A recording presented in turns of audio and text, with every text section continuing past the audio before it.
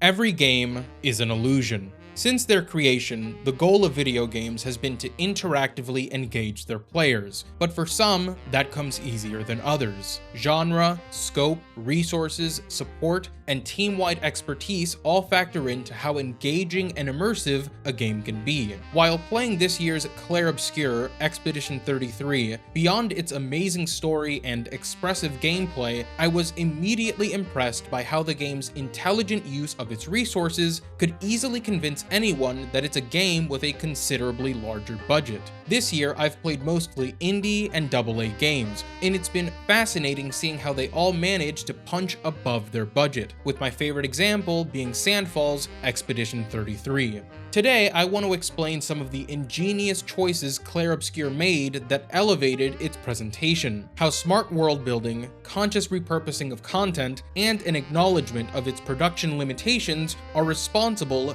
for its most iconic aspects. Finally, I'd like to talk about why being true to itself is the reason Clair Obscur stands out in today's gaming landscape. This is Clair Obscur, the beauty of limitations.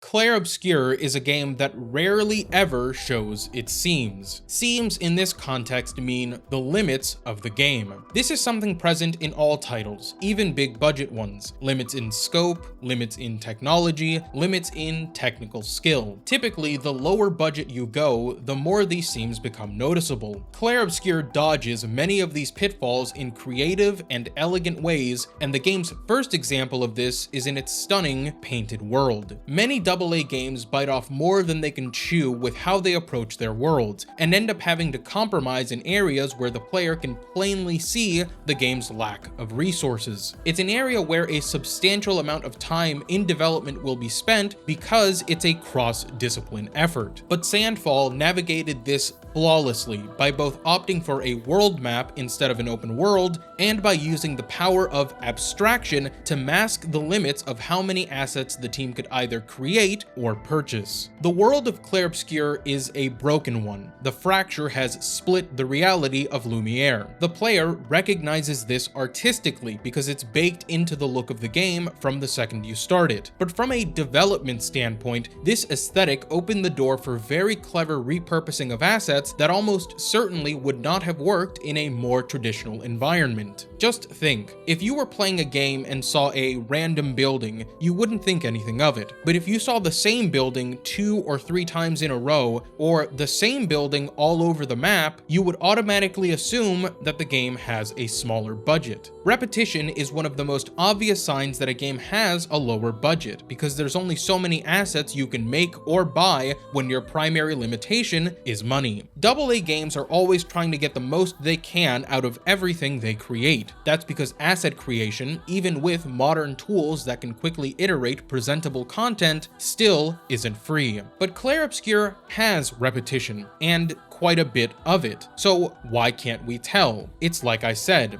Lumiere and the continent are broken. The very art style of the game hinges on a world that we subconsciously accept isn't quite right. The game's technical art and art direction is built on this idea of fractured objects and things where they shouldn't be. It makes up some of its most stunning landscapes. What the fracture allowed Sandfall to do with many of the game's assets was use them over and over in abstract ways that recontextualize them every time they're used. Buildings, weapons, enemies, and even NPCs are constantly reused as decoration and props across the entire game. But it never registers as cheap because these things aren't out of place and they work perfectly with the art direction. Clair Obscur's staging of environments demonstrates a keen understanding of how to create atmosphere without starting from scratch every time. None of this is to say that anything Sandfall did here was easy, but with today's tools and asset stores, you get a lot more mileage from your hard work, and they were able to leverage that to, again, elevate Clair Obscur's presentation tenfold. Of course, not every reuse of assets is abstract. Some are more straightforward, like the characters' outfits. There are very few character-exclusive outfits among the cast, but they're almost always dressed up and adorned in unique ways when you see see them on other people. The dress Sophie wears in the game's introduction is an outfit used for the female playable characters. Emma's shirt is also used by Aileen later in the game.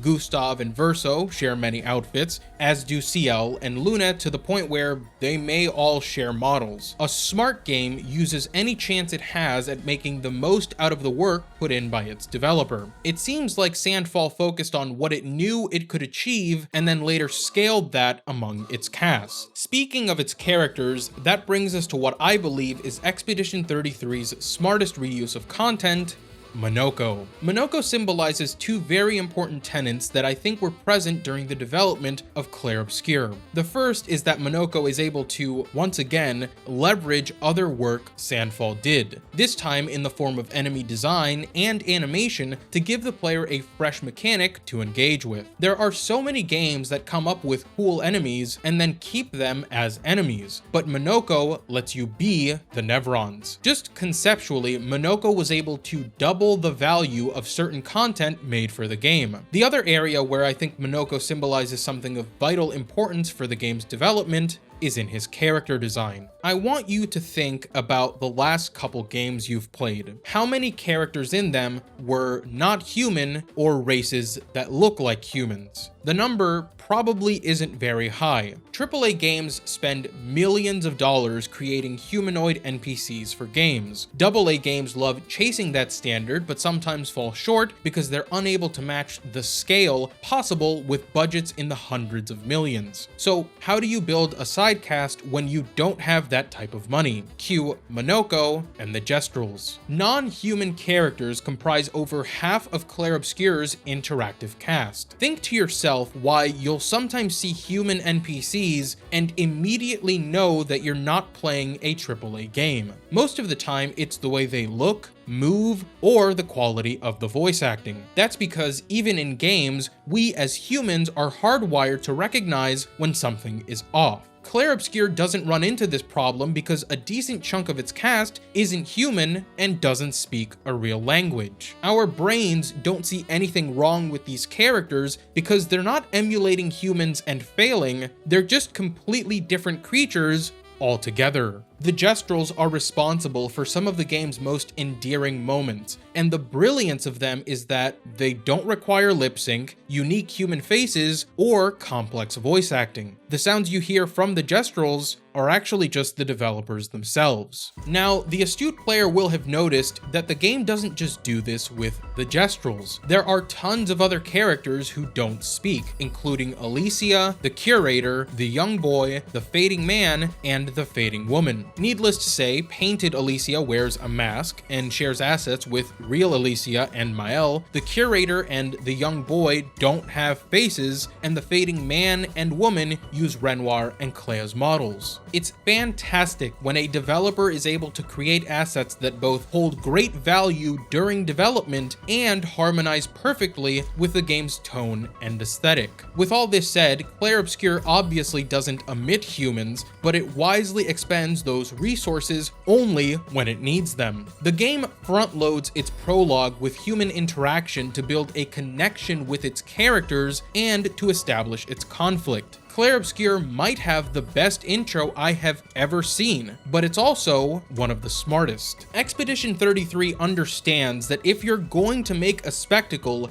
do it where it matters and where the player will appreciate it the most. It's funny to note that even in its gameplay, you can see the philosophy of trying to extract as much value from the work they've done as possible. The minigames, for example, also leverage existing mechanics. Now, that doesn't always work, and the volleyball minigame made me want to turn 33 and gamage so I wouldn't have to play it a single second longer, but for the most part, anytime the game does something wacky and fun with its gameplay, it's using a mechanic that you've already interacted with. This is such a fine line because players pick up on this very quickly. It's near impossible to fool players into thinking they're getting something new gameplay-wise when it's something repurposed. It turns out that the solution was to dangle swimsuits in their faces and then troll them horribly. Clair Obscur has a tremendous sense of humor that only works because the game is the way it is. And that gets to the heart of the matter. You've probably heard the quote,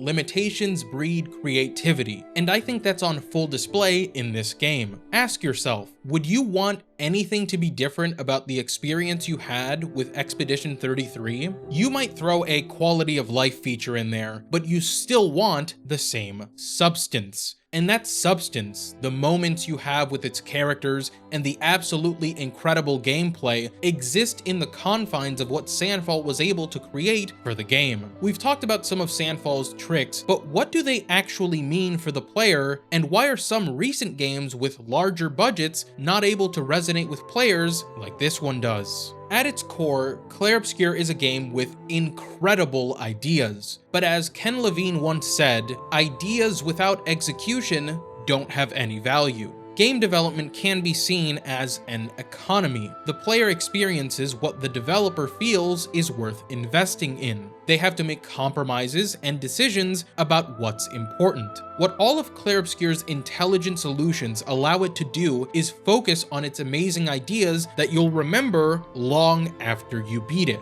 The game's story told through these breathtaking cutscenes, those moments of characterization at camp, even the phenomenal music, all these things work in harmony together because Sandfall had a strong vision, and they understood their priorities and the type of player it was making the game for. Expedition 33 doesn't feel like it was made to be a statement on the industry, it's just the result of very passionate and bright creatives who were allowed to make the game they wanted. The reason that idea stands out today, and why the game could be mistaken as that sort of statement, is because the AAA games industry has gotten so big that it's sapped a lot of the personality and style out of its products in search for an infinite audience. It could be said that money is the primary limiting factor in the creation of all games. Some because they don't have enough of it, and others because they have too much. The higher the budget, the more people a game needs to appeal to in order to recoup that investment. But a game for everyone is a game for no one, and mediocre release after mediocre release harms people's faith in the industry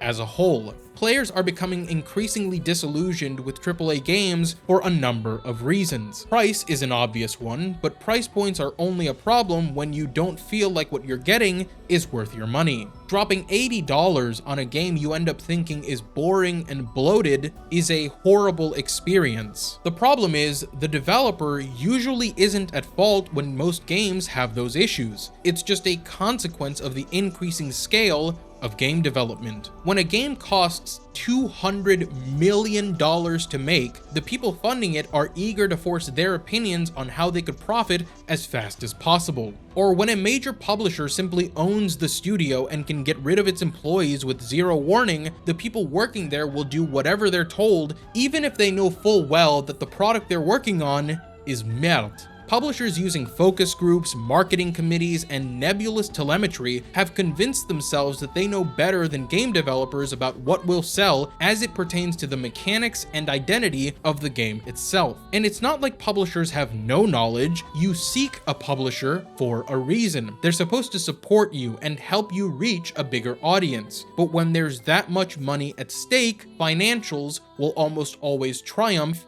over creativity. And this is the beauty of limitations. The likelihood that Clair Obscur would have been greenlit at one of the many mega publishers and then not meddled with is almost zero. The same aspects that make it special are the ones that would be seen as niche or even alienating. But there isn't a single fan out there who would tell you that they want this game any other way. Sandfall's wonderful production seems very proud of what it is and the way that it got there. We need more games that are unabashedly themselves. Can you imagine Clair Obscur without its world, its characters, its music, or its humor? What's the point of having money when you can't be yourself? In the end, there's a quote I love that I think applies to both developers with modest resources and publishers who want everything to appeal to everyone. Le mieux est l'ennemi du bien. The best is the enemy of the good. Thanks for watching.